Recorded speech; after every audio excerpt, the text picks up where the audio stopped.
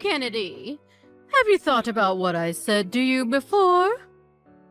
I'd really appreciate it if you gave me an answer sooner rather than later. Do you mean the money? I thought I already made it pretty clear I wouldn't be giving you anything. I don't remember saying no. You just said you'd think about it and left it at that. I did, but then I told Graham to tell you we wouldn't be giving you anything after me and him discussed it together. We're already sending you more than enough money to help out with your monthly living expenses as it is. I have no idea why you think you need more.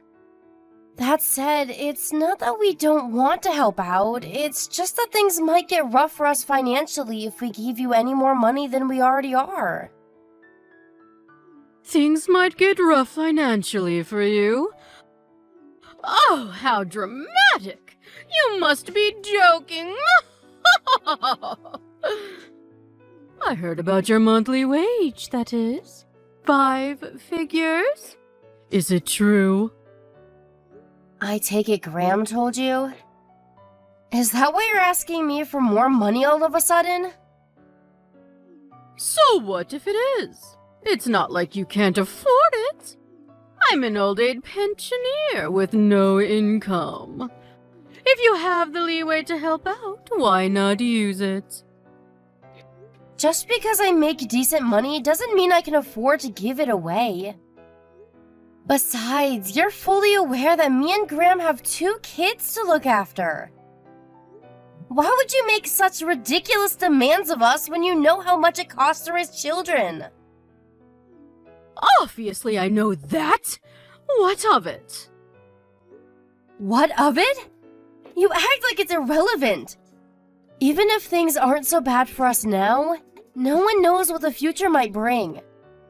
It's no secret the economy's in the gutter, and it'd be irresponsible of us to not have some money put aside in a savings account for the event of an emergency. We seriously don't have as much leeway as you seem to think we do. You're not the only one bringing in money. My son works too.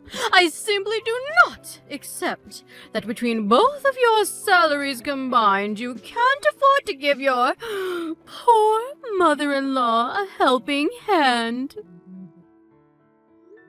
I really don't want to get into this with you, but if you insist on pressing the matter, you should know our outgoings are set to go up an awful lot real soon.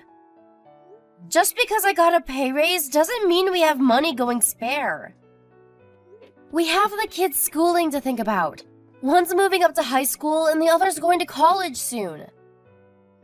Tuition fees aren't cheap. We genuinely can't afford to give you any more money than we already are. Oh dear, how disappointing. I really thought you were different, Kennedy. But it seems you're just the same as everyone else. This is precisely why it's such a bad idea for women to work. None of this would be happening if you stayed in the kitchen where you belong and let my son manage the finances. Women's liberation was a mistake. What the hell's that supposed to mean? You suddenly think you're so special. Just because you're bringing in a little money, don't you? Well, you're not, Missy. Don't get too big for your boots. Back in my day, arrogant women like you, who didn't know their place, got promptly put back in it. I'm really not trying to be arrogant. I may only be your mother-in-law, but that still makes me your mother. Even if I weren't, I'm still several decades your senior, which makes me your superior. In spite of that, you don't show me the proper respect, and don't you think you are being rude? What does what you're asking me to do have to do with respect? Even if you are my superior. Financial decisions of the kind you're asking me to make aren't something to be taken lightly. My answer would be the same if you were the Queen of England. There you go again with your far-fetched, nonsensical arguments. You might think you sound clever, but all you're really doing is exposing your own selfishness. If this is your attitude with me, I shudder to imagine how you must treat my poor son. Does he even love you anymore? I can assure you, you don't need to worry about us. Would you mind just focusing on your own affairs? Things between me and Graham are great. Are they really? I wonder. I seriously doubt it. By the way, don't think I don't know that you made my son start doing housework lately. I didn't make him do anything. He volunteered because my work hours went up. I still do what I can when I can. Graham understands my situation and we work together as a team. It's easy enough to say that, but I wonder, what's the reality on the ground like? The sassy attitude you're giving me right now is simply unacceptable. As a wife, as a daughter-in-law, unacceptable. You clearly don't know your place in this family if you think this is any way to speak to me. I'm sorry if you feel like I've been rude to you. That was never my intention. I'll be more careful from now on. More empty promises. This is why it was a mistake for women to leave the kitchen. I'm sick of hearing your empty promises. How about you put your money where your mouth is and quit your job? I really can't afford to do that. Well, no one ever asked me about this, and I don't consent. How can my poor son possibly be happy under this arrangement? There's not a man on the planet who could feel like a real man with his wife out earning him. You've neutered the poor boy. Bertha, please. How many times do I have to tell you? We're both fine with it. Forgive me, but if that's everything, I have things to do. I need to prepare dinner for later and get ready for work.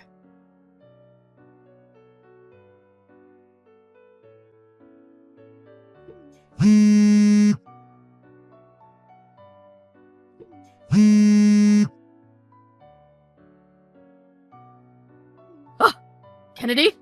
Kennedy. Excuse me, Kennedy. Are you there, young lady? Why won't you answer the phone? How dare you ignore a phone call from your mother? I've never encountered such rudeness in my life. Bertha, please. You have to stop doing this. I'm at work and can't speak on the phone right now. You spam called me yesterday, too. Please stop it. You have no idea how inconvenient it is when you do this in the middle of my work. I'm asking you nicely here. Oh, I forgot you asked me not to. Anyway, forget that. The real question is, why are you still at work? I made it very clear you were to quit your job, didn't I? I do hope the process is underway, and you didn't disobey me again. Were you actually being serious? I assumed you were joking. As if I'd joke about such a thing. I'm as serious as it gets. I see. Well, even still, that doesn't change my answer. Impossible is impossible, and that won't change. Impossible this, impossible that. You're such a negative Nancy. It's always doom and gloom with you. Back in my day, when times were tough, we pulled our socks up and we got on with it. You young people today don't know how easy you have it. And you, especially you, All you seem to be capable of doing is complaining. I'm reaching my wit's end with you, young lady. You should know I won't carry on tolerating this forever. There's nothing for you to tolerate. I never agreed to quit my job in the first place. Even if, for argument's sake, I was considering quitting my job, you wouldn't be part of the discussion because it has nothing to do with you. Blah, blah, blah. Here we go again with the same old nonsense. I've said it before, and I'll say it again. But if you don't hurry up and change your ways, my son's going to end up hating you. Don't worry. Graham's a decent man. There's no way he'd be petty enough to hate me over something like this. How can you be so sure? You have no idea what he really thinks of you. You have no idea what he really feels deep down. If that were the case, I'm sure he'd speak to me about it.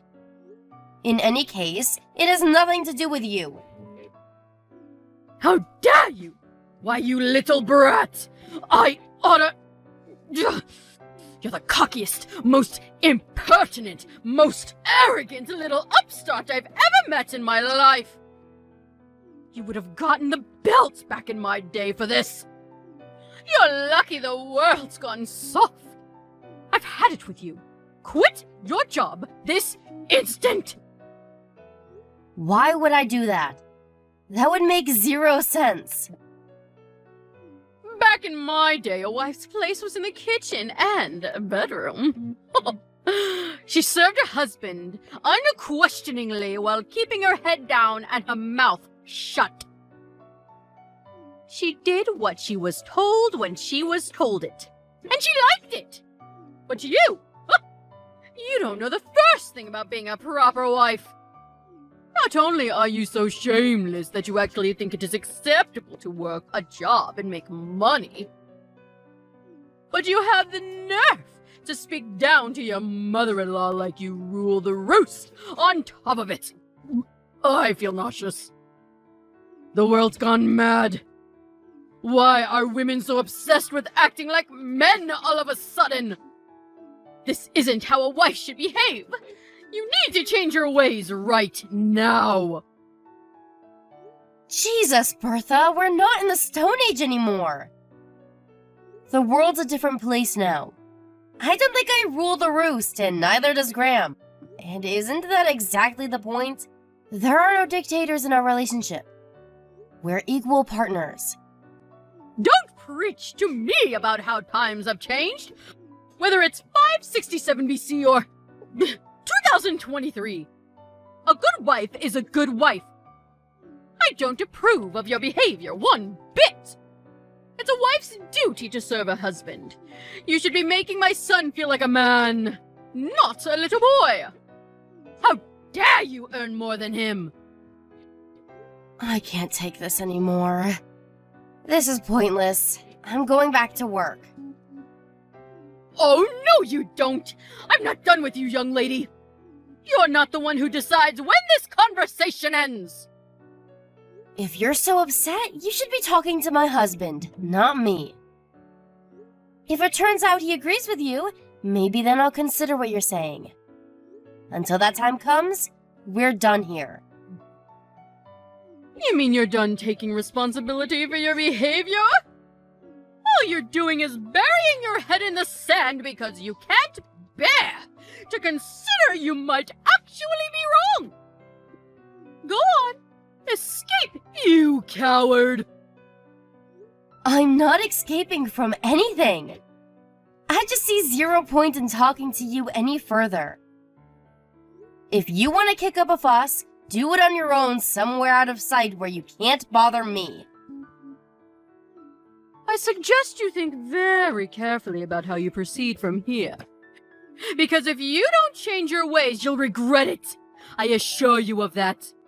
And when you do, don't come crawling back to me, because I won't hear a word of it. I can assure you I won't regret a thing. Have you realized what an idiot you've been yet? Well, I said it before, and I'll say it again. Don't come crawling back to me! It's too late to apologize now. You had your chance. What do you want this time, Bertha? Nothing's changed, you know. I still don't want to talk to you. Ugh! You're the least feminine woman I've ever encountered. You may as well have a beard. My poor son. You think you're so clever? Well, mark my words. You're in for a rude wake-up call very, very soon. Really? Good for you. So was that all you wanted, or are we done here? Since you're so dead set on disobeying my orders and staying at that damn job of yours, I called your company and told them to fire you instead. Not long now. It's almost over for you! Now that you mention it, I did just hear something about that. So it was you, was it? Well, prepare yourself, cause you're about to get arrested. My condolences. What are you talking about? All I did was tell them to fire my arrogant daughter-in-law. What's wrong with that? It's certainly not an arrestable offense. That's the most laughable thing I've ever heard. What's wrong with it? Everything. But you're right. That alone isn't an arrestable offense. Duh. We know that, Captain Obvious. You still tried to scare me with it, though. The fact you think I'd be afraid of something so pathetic is hilarious. I'm cracking up here. You should really let me finish. I said that alone isn't an arrestable offense. What's that supposed to mean? Sure, you wouldn't get arrested for one poxy phone call to my company. But that's not all you did, is it? Something tells me there was more. Are you going somewhere with this? Stop beating around the bush! If you're gonna say something, hurry up and spit it out. For example, you wouldn't have happened to, I don't know, gone around bad-mouthing me to anyone else, would you? Friends, acquaintances, neighbors, anyone like that? You know, spewing your usual hatred about me to as many people as humanly possible. No, I did no such thing. But even if I did, what's the problem? I'd be well within my rights. You really didn't, huh? You know it's wrong to tell lies, Bertha. Shut your insolent mouth! I just told you I didn't! You didn't answer my question! What would be the problem if I did? Lord knows you deserve to be bad-mouthed. Ugh! Just hurry up and tell me already! If you really didn't do it, there's no point in telling you. I mean, why would I if it has nothing to do with you? Wait a sec. If you're so desperate to find out, does that mean you did after all? How many times do I have to tell you? No, I did no such thing! But, well, you've piqued my curiosity. There's no harm in telling me, is there? Just think of it as idle gossip between your mother and daughter. You seem so desperate to tell me that I'm willing to hear you out. Ugh. Enough already, just tell me. Well, if you put it that way, and this is only hypothetical, but if, for example, it was found out that someone had been going around spreading malicious rumors about me, they'd be arrested for slander. Slander? For a harmless little rumor? Hardly a big deal. Why the need to kick up such a fuss? Harmless? That's debatable. If the person who heard the rumor thought badly of me as a result, it wouldn't be harmless, would it? Well, that's just how rumors are. Anyway, and again, this is all hypothetical, of course. But if the person who heard the rumors about me then went on to tell others, my detractors would continue to grow more numerous, and the lie would spread exponentially, would it not? What if it carried on spreading like that? Can you really say that'd be harmless? Because to me, it seems like I'd come out of the whole thing a lot worse off than I was before. Even still, wouldn't dragging the police into it be a bit extreme? If the rumor spread, can you say with 100% certainty there wouldn't be any negative consequences regarding my job? Of course there wouldn't. What a load of partial nonsense! You can be such a drama queen sometimes. My friends and neighbors have nothing to do with you. Can you say with 100% certainty that the friends of those friends and neighbors have nothing to do with me? What if Graham worked at the same company as one of them? What if one of their daughters was one of my clients? In that case, do you seriously think someone who'd heard such a rumor would have any interest in doing business with me? Surely that would be just an issue of their own prejudice. If someone decides to treat you that way based on something they heard through idle gossip, then the problem lies with them. But they wouldn't hold that prejudice if not for the person who spread the rumor in the first place. Which is why that person bears the most responsibility. As a result, that person would be the one who gets arrested.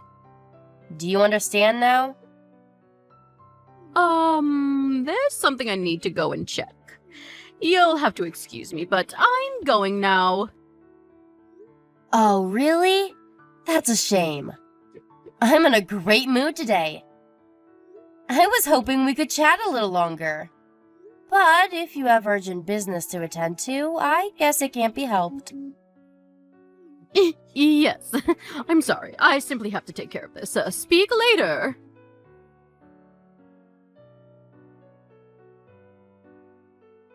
Hi there, Kennedy. Is it your day off work today? Do you have some time to... Sure, it's my day off. I guess. Why? What's wrong?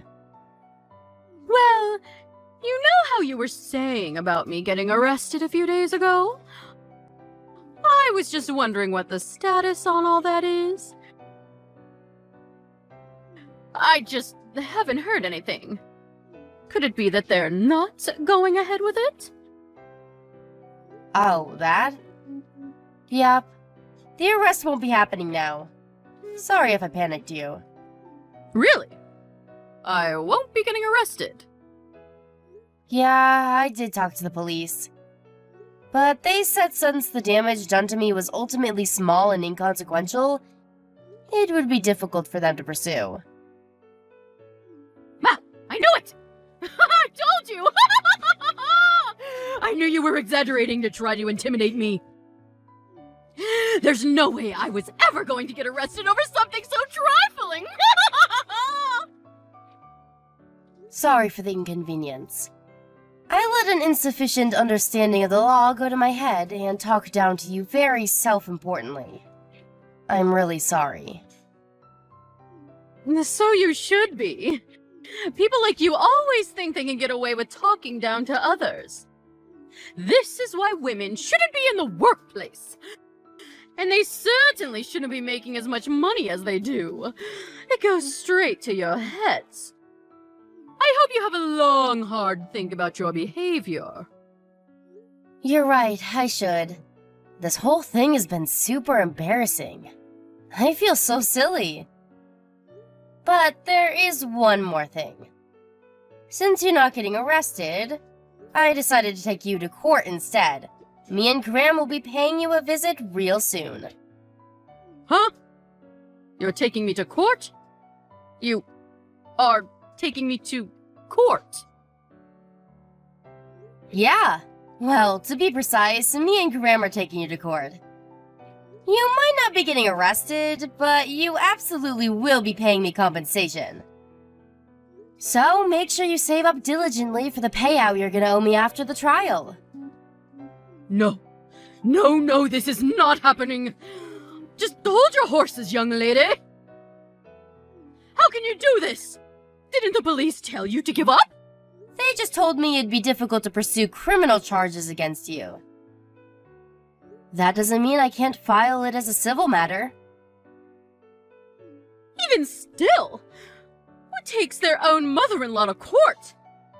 What's wrong with you? We're a family! And my son! What the hell has gotten into that boy? You have lost your minds! Me and Graham both decided on this together. We concluded that our lives would be better without you and your jealous shenanigans in it. Your appeals to family are meaningless now. We're strangers. Jealous shenanigans? What am I supposed to be jealous of?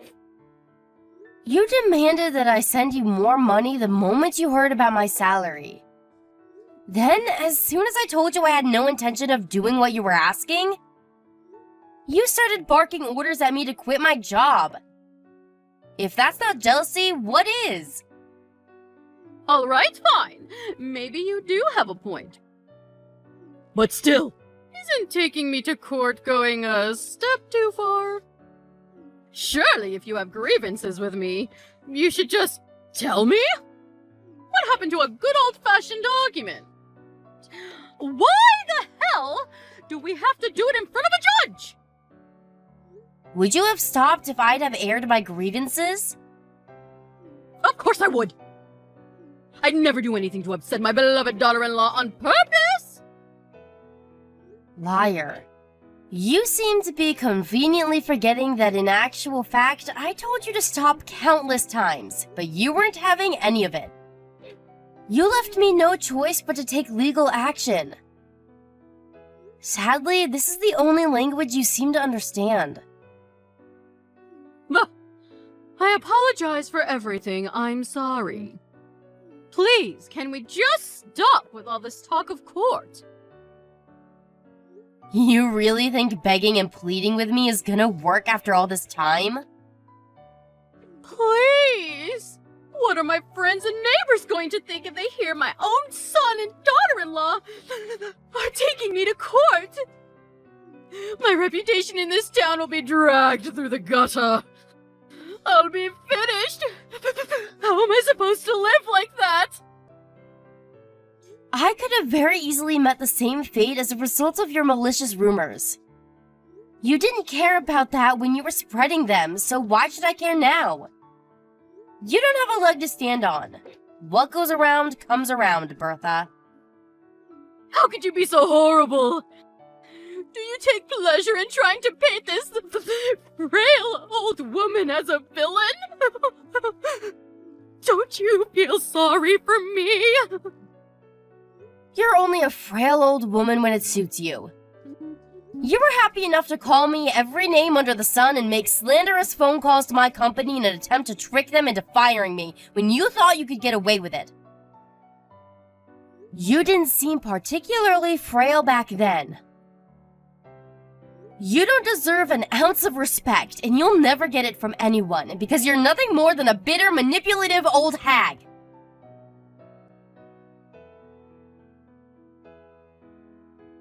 We won the court case against my mother-in-law without a hitch. The hateful rumors she'd gone around spreading about me were so numerous and appalling that gathering enough evidence to bang her to rights was a walk in the park. Thanks for making it easy, Bertha. Between that and the slanderous phone calls about me she made to my company, which was of course recorded, you could say our victory was a foregone conclusion. The amount of compensation she was ordered to give us wasn't particularly huge, but when word that her own son and daughter-in-law had taken her to court for slander got out, the trial bore fruits aplenty. The effects on her life were disastrous. Those she once called friends now pointed fingers and mocked her behind her back, and with all neighbors at a 20-house radius now being aware of her misdeeds, she became the laughingstock of the whole street. To add insult to injury, Graham declared he was breaking off all ties with her. Having lost everything and facing constant reminders of her shame and disgrace every time she left the house, she decided to move out of state. Thanks to her no longer being here to boss me around with her absurd demands, I was able to return to my normal, relaxed life. And now, me and Graham are happier than ever. Another added bonus of having cut all ties with the wicked mother-in-law is that now I can use the money I used to send her on the kids and to save up for our future together as a family. All's well that ends well.